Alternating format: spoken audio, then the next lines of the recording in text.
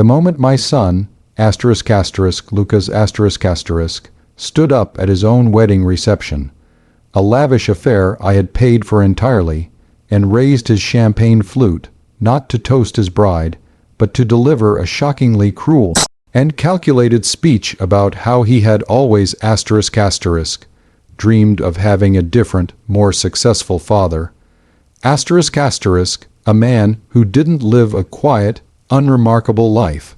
I knew the time for being the quiet, agreeable dad was over. His words, delivered in front of 300 shocked guests, were the final, devastating act of disrespect in a lifetime of entitled dismissal. He thought my humble life as a small business owner made me weak, a punchline. What he didn't know was that the entire foundation of his privileged existence, the very success he craved, was financed by a secret, stakes past I had carefully buried for 20 years. When I finally stood up, microphone in hand, and revealed my true identity and the source of our wealth, the secret I had hidden from him and the world, his wedding, and his entire future came crashing down around him. Was I wrong to use the truth as a weapon of last resort to humble a spoiled child in front of his new in-laws? Or was this the only way to teach him the ultimate lesson about respect and value? Tell me, if your child publicly humiliated you on the biggest day of their life, would you take the high road, or would you unleash the truth? My name is Daniel and I am 55 years old.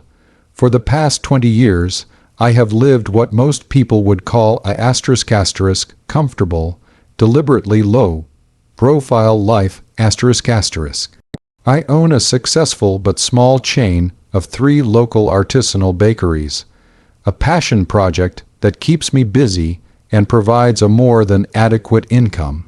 I live in a beautiful but unassuming suburban home with my wife, Clara and we raised our 2 children here. Our daughter, Emma who is 28 and kind-hearted, and our son, Lucas who is 30.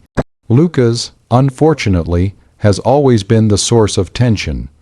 He's driven, yes, but intensely arrogant and obsessed with external metrics of success, He's a junior investment banker who believes he walks on water. Since graduating, he has consistently treated me with a barely concealed contempt, viewing my bakeries as a quaint, slightly embarrassing hobby rather than a legitimate business.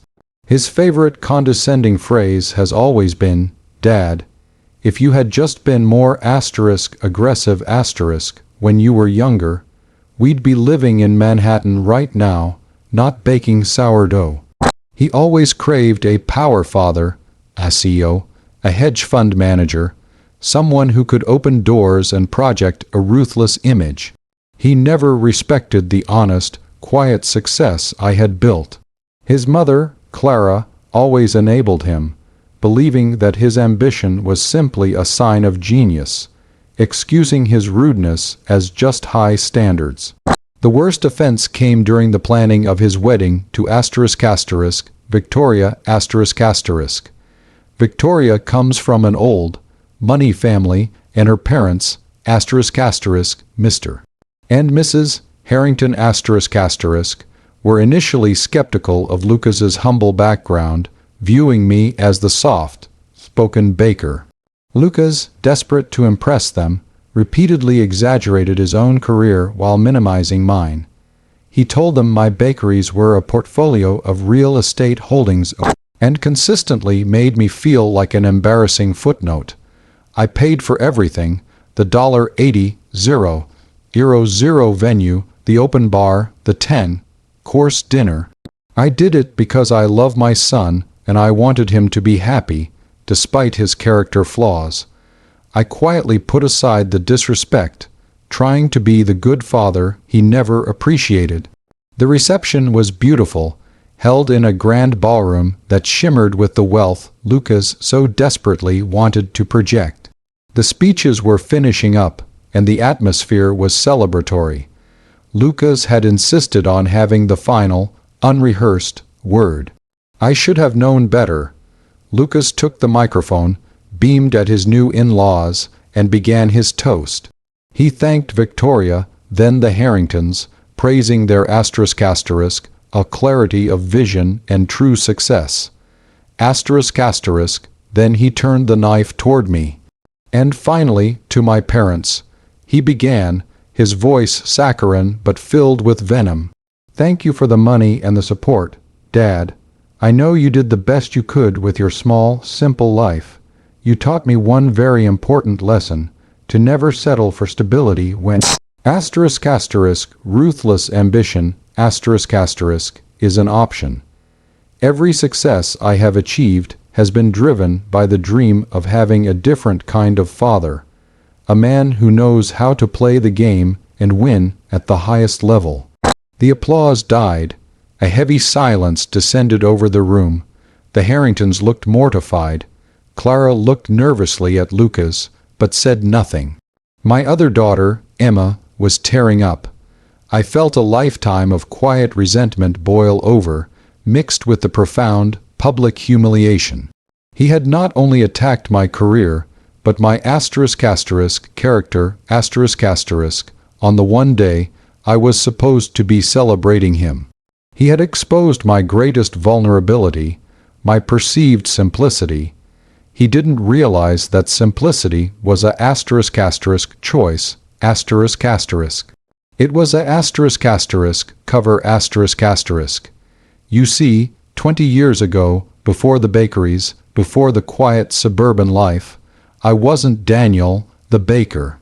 I was the architect, a legend in the world of high stakes, untouchable corporate espionage, I specialized in creating the most complex, legally watertight shell corporations and untraceable financial structures for the kind of ruthless players Lucas admired.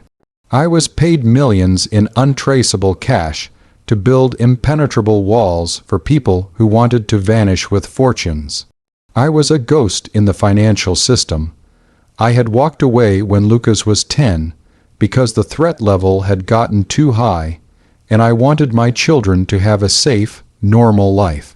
I liquidated my assets, created the bakeries as a perfect cover and money laundering mechanism, albeit a completely legitimate one now, funded by clean money, and became Daniel the baker, dedicating myself to providing the quiet stability Lucas so deeply resented. All the wealth Lucas was enjoying, the college fund, the wedding, came from a secret trust I had established using my old, ruthless earnings. I had planned to tell him the truth someday, perhaps when I retired, but only as a story, never as leverage. But now he had declared war on my identity. He wanted the ruthless player. He wanted the high-stakes game. He was about to get it. My daughter Emma, sobbing, tried to lead me away from the table. I gently pushed her hand away, stood up, and took the microphone from the shell. Shocked DJ. I looked directly at Lucas, who was now flushed with adrenaline and arrogance, believing he had delivered the ultimate final word. So that's the situation I was in. I was publicly humiliated by my entitled son at his own wedding, insulted for the quiet life I chose to protect him.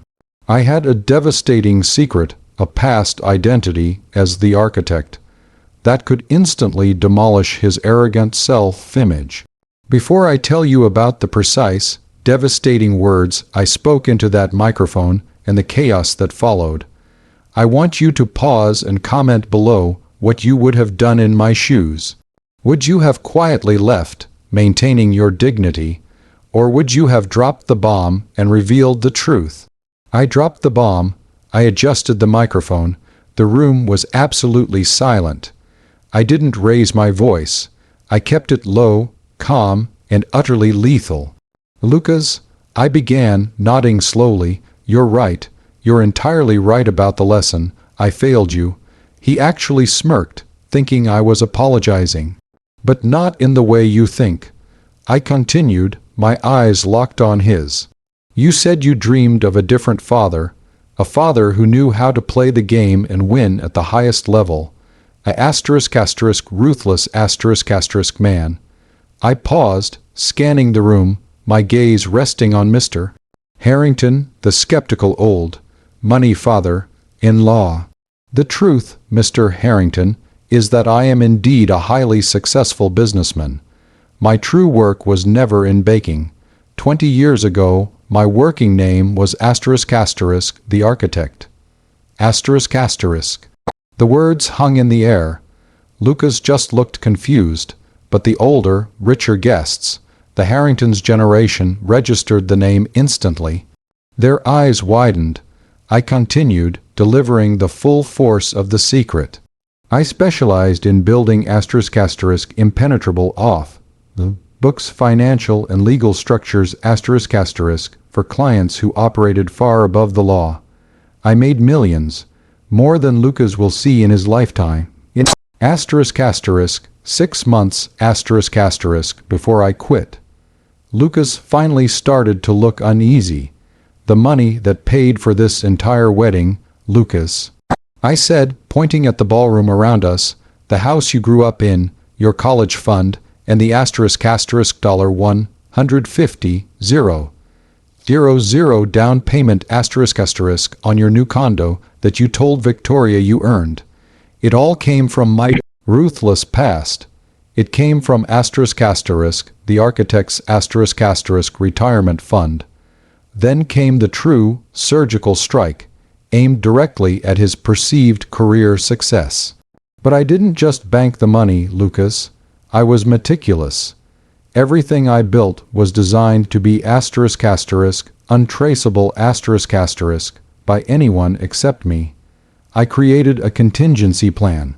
I pulled a crisp, official looking document from my inner jacket pocket, a document I had printed that morning. Your entire professional life, Lucas, is based on the $150,000 trust fund deposit I made in your name 2 years ago. That money, which you have leveraged and presented as your own hard-earned starting capital, is held in a complex, revocable corporate structure that only I, the architect, understand. Lucas was stammering now, realizing the danger. What are you talking about, Dad? Stop. I ignored him, addressing the Harringtons. Lucas wanted the ruthless, high-level player. I am showing him that player exists. Since you value ruthlessness, Lucas, I have just exercised the only power I ever had over you, the power of Source. I held up the document. This is a declaration of revocation effective immediately, the financial structure supporting Lucas's entire investment portfolio and starting capital, including the $150,000 down payment on the condo you own with Victoria, is being liquidated and returned to the primary trust. The silence was deafening. Mr. Harrington shot straight up from his seat, his eyes wide with fury and alarm. Victoria's face was a mask of utter betrayal. You can't do that, Lucas yelled, finally losing his composure and lunging toward me. I held the document high. I can. I am the architect I built the wall, and I can take it down. You wanted a ruthless father. That ruthlessness protected your life for 20 years. You just chose to weaponize it against me. I turned to Mr. Harrington, the man whose respect Lucas craved. Sir, your son-in-law is worth exactly what he has earned since he paid off his college loans, and that is essentially nothing. You are welcome to the wedding cake, paid for by the ghost he wished was never his father. I placed the microphone gently on the table and walked out of the ballroom. I didn't look back. Emma followed me, grabbing my arm, crying, but not arguing. The aftermath was catastrophic. Lucas's career was immediately damaged.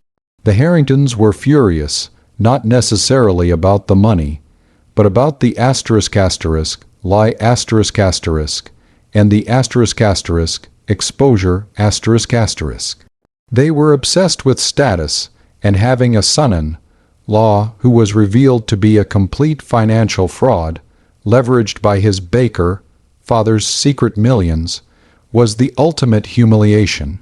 Victoria, realizing the condo and Lucas's entire self-made image were based on a revocable financial gift, demanded an immediate annulment. The marriage lasted less than 48 hours. Lucas lost his wife, his condo, his financial status, and the respect of his in-laws, all in one devastating, public blow. Clara was furious at me, claiming I had destroyed our son, but Emma stood by me, finally understanding the depth of my sacrifice and my pain. Lucas, stripped of his privilege, had to move back home. He tried to sue me, but my legal structure was, of course, perfect. He learned the hard way that the quiet life I led was a shield, and the architect was the kind of ruthless success he wanted. Only I used that power for stability, not greed. He is now struggling to truly build his career from scratch, humbled, and finally starting to understand the value of honest work and respect. The lesson was brutal, but necessary. I saved my dignity and, perhaps, forced my son onto a path of genuine self-reliance. I became the ruthless father he always wanted, but only to protect my own peace. Like this video if you think Lucas got exactly what he deserved for his arrogance. Subscribe for more stories where the quiet ones turn out to be the most dangerous. Share your final thoughts on the true identity of the architect and Lucas's humiliation in the comments section below. I'll see you all in the next story.